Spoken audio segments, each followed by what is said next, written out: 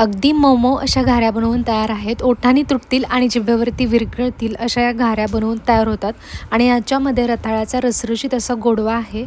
पिठाचं अगदी तंतोतंत प्रमाण वापरलं, त्यामुळे या घशात दाटणार नाहीत. लहानांपासून मोठ्यापर्यंत सगळ्यांना आवडतील. आणि इथे आपण दोन्ही पद्धतीने करून दाखवलेले आहेत. थापूनसुद्धा करू शकतो. तुम्ही बघू शकाल पीठ किती मऊ झालेलं आहे. अगदी सहज थापून होतात. त्याचबरोबर लाटूनसुद्धा आपण बनवू शकतो. जसं सोयीचं वाटेल त्या पद्धतीने घाऱ्या आपण बनवू शकतो. तर रेसिपीला सुरुवात करूयात. इथे मी मध्यम आकाराची अर्धा किलो रताळी घेतलेली आहे. जास्त मोठंही रताळं घ्यायचं नाही, नाहीतर मग एकसारखं शिजत नाही. मधला भाग कच्चा राहतो, करकरीत राहतो आणि बाहेरचा भाग चांगला शिजतो. एकसारखं न शिजल्यामुळे पिठामध्ये सुद्धा चांगलं मॅश करू शकत नाही. त्यामुळे मध्यम आकाराची रताळी घ्या. कुकरच्या डब्यामध्ये 2 इंच पाणी घातलं आणि मध्यम गॅसवरती 3 शिट्ट्या करून घेतल्या. कुकर थंड झाल्यानंतर याला चाळणीमध्ये काढून घेतलं. थोडा वेळ निथळत ठेवलीत आणि याची सालं काढून घेतलीत. आता इथे रताळ्यांचा गर आहे तो वाटीने मोजून घेऊयात. अगदी परफेक्ट असं नाही, पण ढोबळ मानाने अंदाजाने मोजून घेऊयात. म्हणजे पीठ किती घालायचं, गूळ किती घालायचं याचा आपल्याला अंदाज कळेल. तर त्यासाठी इथे मी रताळ्याचे काप केले आणि वाटीने मोजून घेतले. 2 वाटी रताळ्याचा गर आहे. आता याला मॅश करून घेऊया. घाऱ्या बनवताना सगळ्यात महत्त्वाचं म्हणजे रताळी चांगली मॅश होऊ देणं. कुठेतरी कच्ची राहिली असेल तर मग त्याच्या घाऱ्या नीट होत नाहीत. त्यामुळे रताळी चांगली शिजवून घ्या.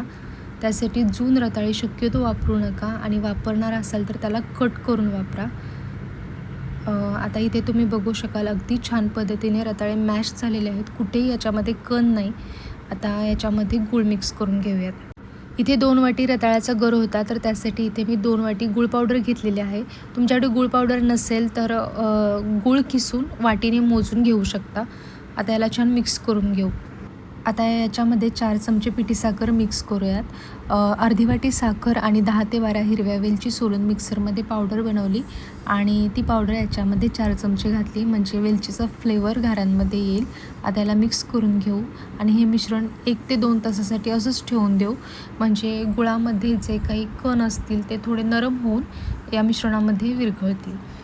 2 तासानंतर हे मिश्रण तुम्ही बघू शकाल. आता याच्यामध्ये काही गुळाचे कण असतील किंवा गुळाचे खडे असतील किंवा रताळ्याचा एखादा तुकडा असेल तर तो हाताने असा मॅश करून घ्यायचा. एकही कण किंवा तुकडा राहिला नाही पाहिजे. अगदी बारीक असं मिश्रण हे झालं पाहिजे. यासाठी हाताने असं मॅश करून घ्यायचं. आता याच्यामध्ये घालूयात मीठ आणि आता याच्यामध्ये पीठ घालूयात. 1 वाटी गर असेल तर त्यासाठी 1 वाटी गव्हाचं पीठ आणि पाव वाटी बेसन घालायचं. आता इथे 2 वाटी गर होता तर त्यासाठी 2 वाटी गव्हाचं पीठ आणि अर्धी वाटी बेसन घातलेलं आहे. जास्त पीठ घालायचं नाही, नाहीतर मग घाऱ्या कोरड्या होतात, मऊसूद होत नाहीत आणि खाल्ल्यानंतर त्या घशामध्ये अडकल्यासारख्या वाटतात. फक्त एक गोळा होईल इथंपर्यंतच पीठ याच्यामध्ये घालायचं. आता इथे पिठाचा एक गोळा झालेला आहे. आता याला 10 ते 15 मिनिटं भिजत ठेवू.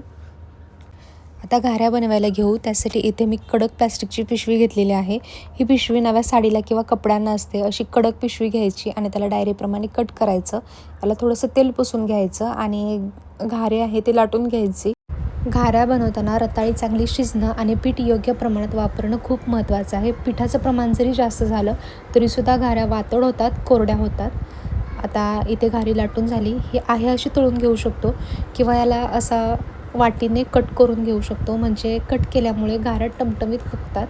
अजून एखादी गोळी थापून बघूयात. तर कागदावरती गोळी ठेवली, पुन्हा कागद घातला आणि बोटाने पसरवून घेतलं. अगदी सहज ही गोळी पसरते कारण पीठ अगदी मऊ आहे. थापून घाऱ्या बनवणे ही एक पारंपरिक पद्धत आहे. अशा पद्धतीने घाऱ्या बनवून तयार झालेल्या आहेत. आता याला तळून घेऊयात. तेल तापून दिल्यावर या घाऱ्या तळून घ्यायच्या. घाऱ्या तळायला जास्त वेळ लागत नाही कारण गूळ असतो. गुळामुळे पटकन कलर डार्क होतो. त्यामुळे मध्यम गॅसवरती एक घारी तळून घेतली तरी चालेल. तर अगदी छान असा रंग आलेला आहे. तुम्ही रेसिपी बघा, रेसिपी करून बघा. रेसिपी आवडल्यास लाईक, शेअर, सबस्क्राईब करा. पुन्हा भेटूयात अशाच एका छानशा रेसिपीबरोबर. तोपर्यंत धन्यवाद.